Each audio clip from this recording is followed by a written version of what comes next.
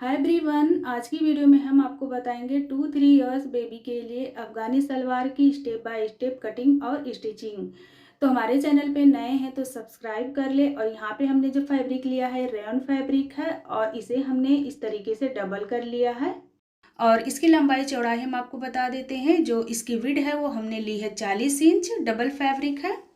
और इसे हम इस तरीके से 4 फोल्ड कर लेंगे और 4 फोल्ड करने के बाद में इसका जो विड्थ है वो है 20 इंच और इसकी लेंथ हमने रखी है 13.5 इंच। तो चलिए सबसे पहले हम यहाँ पे आसन के लिए निशान लगा लेंगे। तो 1.5 इंच पे हम यहाँ पे निशान लगाएंगे और लेंथ हम इसकी ले लेंगे 6 इंच। यहाँ पे हम ऊपर से बेल्ट भी लगाएंगे तो यहाँ पे हम अभी 6 इंच का आसन रखेंगे। 2 इंच का हमारा बेल्ट हो जाएगा तो ये टोटल 8 इंच हो जाएगा। तो इस तरीके से हम इसे शेप दे देंगे आसन का। और यहाँ पे हम बॉटम ले लेंगे 17 इंच और 17 इंच पे हम यहाँ पे निशान लगा देंगे। और यहाँ से मिलाते हुए इसे हमें इस तरीके से निशान लगा लेना है। अब इसी के अकॉर्डिंग हम यहाँ पे इसे कटिंग कर लेंगे। अब यहाँ पे हम ले लेंगे बेल्ट। तो यहाँ पे मैंने डबल फैब्रिक कटिंग करके रखी थी बेल्ट के लिए। और इसकी जो लंबाई है वो हमने ले ली है 18 इंच और इसकी विड्थ जो है हमने 5 इंच ले ली है। और यहाँ पे हम ले लेंगे बॉटम के लिए फैब्रिक। तो ये भी हमने डबल फैब्रिक ली है बॉटम के लिए। तो इसकी जो लंबाई है वो हमने 12 इंच रखी है और विड्थ जो इसकी है वो है टोटल 5 इंच। तो ये हमारा बॉटम का हो गया और ऊपर से हमारे ये बेल्ट हो गया।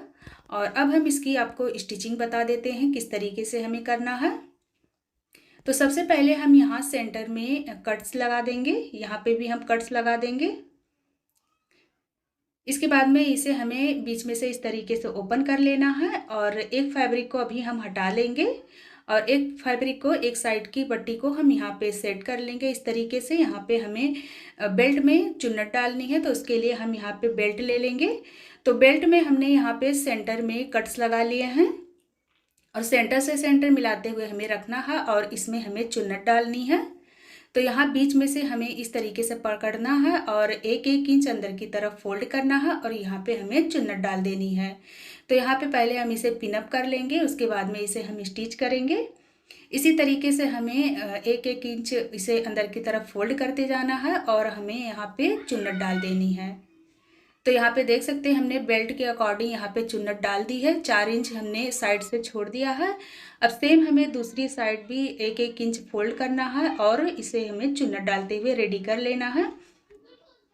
बस इसे हमें एक साइड की चुन्नट को हमें उस साइड रखनी है और इस साइड की चुन्नट को हमें इस साइड में रखनी है। देखिए इस तरीके से हमें सेंटर से सेंटर मिलाते हुए चुन्नट लगा देनी है और ऊपर से हमें यहाँ पे सिलाई लगा देनी है। उसके बाद में हमें बेल्ट को इस तरीके से रखना है और इसे हमें स्टिच करके रेडी कर लेना है यहाँ से लेके यहाँ तक के।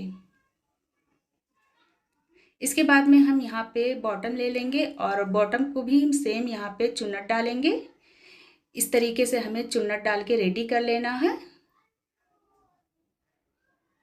सेम हमने जैसे ऊपर चुन्नट डाला है सेम हमें नीचे भी चुन्नट डाल देना है और यहाँ से यहाँ तक सिलाई लगा लेना है। उसके बाद में हमें बॉटम को भी इसे इस तरीके से रखना है और सिलाई लगाकर इसे जॉइंट कर लेना है। इसके बाद में हम इसी तरह सेम हम दूसरे पार्ट को भी रेडी कर लेंगे।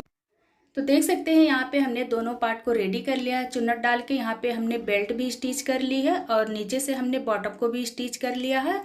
और यहाँ पे जो चुन्नट है हमने एक साइड इस साइड और दूसरी हमने इस साइड सेम नीचे भी हमने चुन्नट डाल दी है और सेम हमने दूसरे पार्ट को भी रेडी कर लिया है। अब यहाँ पे हमें बॉटम को स्टिच करना है। तो यहाँ पे एक पार्ट हम ले लेंगे और ये जो बॉटम है यहाँ पे इसे हम इस तरीके से फोल्ड करेंगे और यहाँ पे रखते हुए हमें सिलाई लगा करके रेडी कर लेना है। सेम हम दूसरे वाले पार्ट में भी बॉटम को इसी तरह से रेडी कर लेंगे। ये देखिए इस तरीके से हमें फोल्ड करते हुए इसे स्टिच करके बॉटम को रेडी कर लेना है। तो यहाँ पे हमने बॉटम को स्टिच करके रेडी कर लिया है, अंदर की तरफ हमने फोल्ड किया है और स्टिचिंग कर ली है। सेम हमने दूसरे वाले पार्ट में भी बॉटम को स्टिच करके रेडी कर ली है। अब यहाँ पे हमें इसे जॉइंट करना है। तो इस तरीके से हमें एक पार्ट को राइट साइड में रखना है और दूसरे को हमें ऊपर साइड में रॉन्ग साइड में रखते हुए यहाँ पे हम सबसे पहले आसन की स्टिच करेंगे। यहाँ पे भी हमें आसन की स्टिचिंग करके इसे रेडी कर लेना है।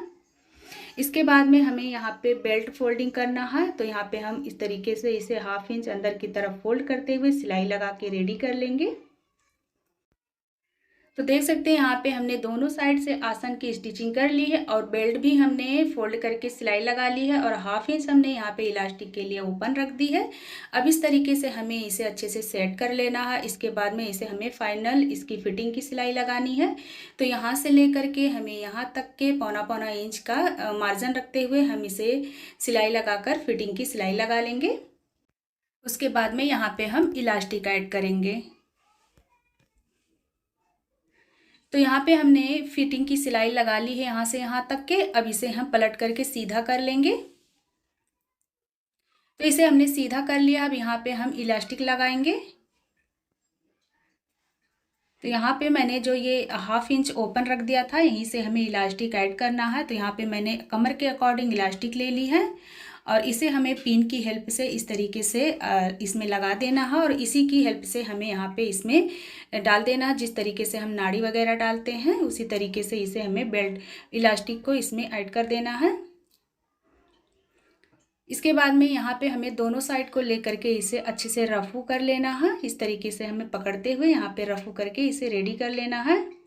उसके बाद में यहाँ पे हमने जो ओपन रखा उससे हम फैब्रिक को सिलाई लगा लेंगे। सिलाई लगाने के बाद में यहाँ पे बीच में हम एक सिलाई लगाकर रेडी कर लेंगे ताकि बेल्ट पलटे ना। तो यहाँ पे हमने इलास्टिक डाल करके रेडी कर लिए। स्टिचिंग करके बीच में से भी हमने एक सिलाई लगा दी है और यहाँ पे हमारे अफगानी सलवार की कटिंग और स्टिचिंग पूरी हो गई। और यहाँ पे फ्रेंड्स, अगर इसकी टोटल फैब्रिक आप जानना चाहते हैं तो 1/4 मीटर आप ले लीजिए। 1/4 मीटर में आप 2 से 3 साल बच्ची के लिए अफगानी सलवार इजीली बन करके रेडी हो जाएगा। तो इसके साथ हमने पेपलम फ्रॉक भी बनाया है, उसकी वीडियो आपको हमारे चैनल पे मिल जाएगी। अगर आपको कोई भी डाउट हो तो कमेंट में पूछ सकते हैं। Bye bye.